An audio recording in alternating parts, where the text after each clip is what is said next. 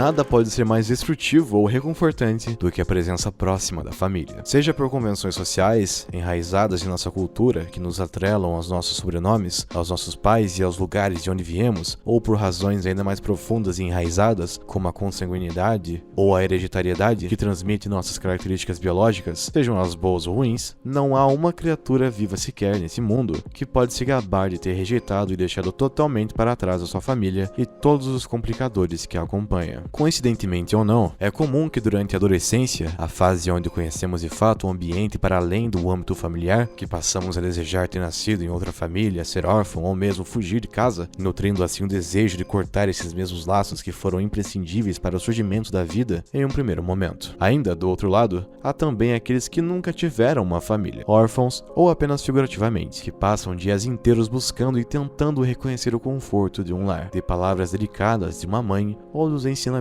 objetivos de um pai. São muitas as manifestações da instituição de família, seja com um pai e uma mãe, pais solteiros, avós, ou mesmo versões pós-modernas, com 2 pais, 2 mães, ou mesmo aquelas que fica difícil determinar onde começa e onde termina, com distinções e rótulos se tornando uma marca do passado. Talvez a família, ou a sua ausência, seja uma das constantes do consciente humano, da construção do caráter e demais, com o objetivo de desejo de uns e desprezo de outros. BoJack Horseman sempre tratou de temas cruéis, íntimos e dolorosamente realistas, só que de uma forma surrealista. Em entrevista ao criador da série, Raphael Bob Waksberg, é afirmado que a escolha por animais antropomorfizados é simplesmente estética e que, nas palavras dele, animar animais é mais divertido do que humanos. Entretanto, não é difícil perceber que há mais razões para além dessa. Sabemos que a realidade é muito mais complexa do que isso. Animais chamam mais atenção, facilitando assim o marketing da obra, mas nesse caso também oferece um alívio cômico quase que ininterrupto. Tratar de temas tão pesados o tempo todo como a série faz e com personas humanas seria condenar a obra a um gênero intrinsecamente melancólico, enquanto que BoJack Horseman ainda é em essência uma comédia ácida.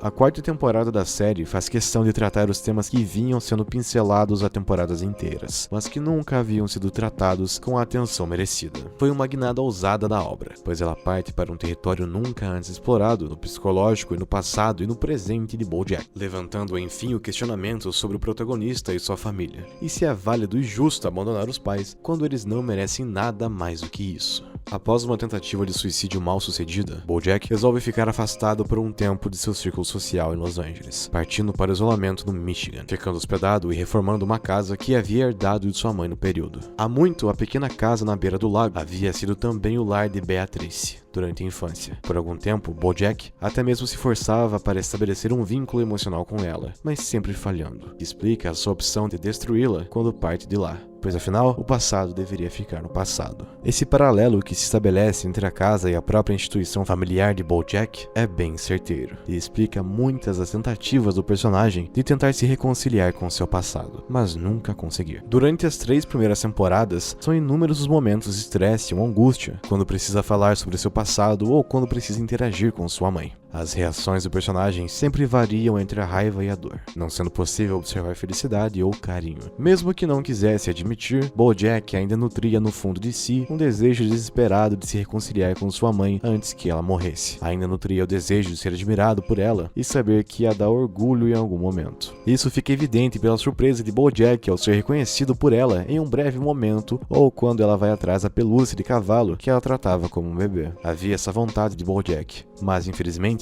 de forma cruel, tudo que ele recebia eram ofensas e injúrias como sempre havia sido, e como sempre haveria de ser, ao que tudo indicava. Quando recebe a notícia de que ela não poderia mais ficar no asilo e teria que ser transferida para sua casa, com a ajuda de Holly Hook, uma nova conexão entre esses personagens vai se formando. Ao que parecia, BoJack tinha a oportunidade perfeita para se reconciliar com sua mãe, ao mesmo tempo que costurava novos laços com aquela que acreditava ser sua filha. Enfim, não havia mais a necessidade de ficar se perguntando se seu passado o assombrava para sempre, porque o passado estava ali, no agora, pronto para ser remoldado e refeito com base em suas atitudes atuais. fazendo com que tanto ele quanto sua mãe, já em estado terminal, pudessem morrer em paz e com a consciência tranquila. No entanto, a vida era cruel demais para permitir uma saída fácil como essa. A realidade tinha de ser mais difícil do que isso, e Beatrice, já em um estado terminal, não era mais capaz de reconhecer Bojack, salvo raros relances de sanidade que pareciam ser ainda mais tormentosos para a personagem. Bojack acreditava que tudo aquilo não passava de fingimento, uma manobra para que Beatrice não tivesse que lidar com seu filho, hipótese que ganha força depois da descoberta das drogas que a personagem colocava na comida de Hollyhock. Mas seja qual for a verdade, ela jamais foi descoberta, pois antes que a situação entre eles pudesse ser resolvida, ela sucumbe em uma cama de asilo.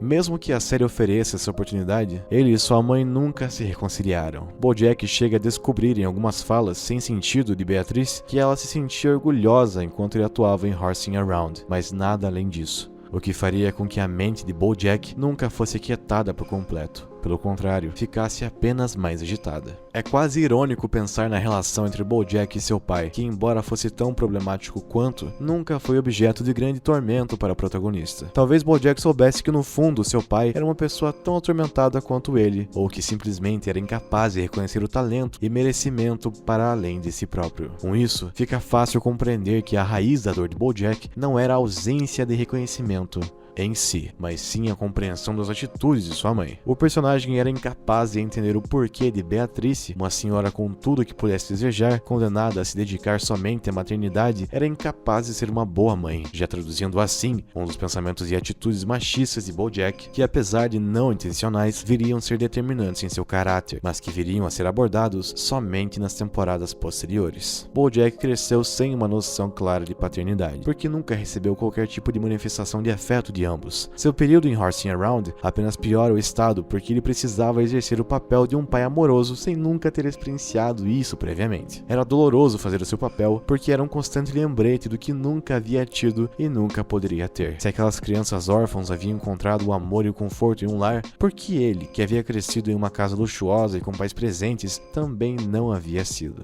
A culpa não era dele, mas demorou anos e temporadas inteiras para que ele percebesse isso, e quando o fez, o ódio se voltou contra sua mãe. A noção de paternidade de Bojack estava tão corrompida que fica fácil entender a sua relação tumultuada com Sarah Lynn, com quem faz sexo em um dado momento, mesmo sendo uma das figuras paternas da garota. Para um homem que nunca havia conhecido a paternidade, senão pelo script de uma série, fica fácil compreender por que era tão difícil ser sincero sobre quaisquer manifestações de amor e afeto. Tudo, desde o princípio, havia sido um papel de comédia. A inexperiência traduz o comportamento de Bojack em torno de Hollyhock. A inadequação que exibe em torno da garota enquanto ainda acreditava que era sua filha, simplesmente porque não sabia o que deveria fazer como pai. Ele se enfurece quando descobre que sua mãe a estava drogando, mas também é o autor de ações igualmente duvidosas, como impedir o relacionamento dela com o assistente de produção. Em suma, a relação tumultuada de Bojack com seu passado é fruto de todo o seu entorno e melancolia, e por conta disso, ele se torna incapaz de confiar, de pertencer e de amar. Ele se torna incapaz de dizer que ama, mesmo quando o faz, porque nunca aprendeu a fazer isso quando era a hora. Quando Hollyhock diz que o ama, ele não responde. Assim, quando ela pergunta se as vozes sobre o passado parariam em algum momento. Não, elas não parariam.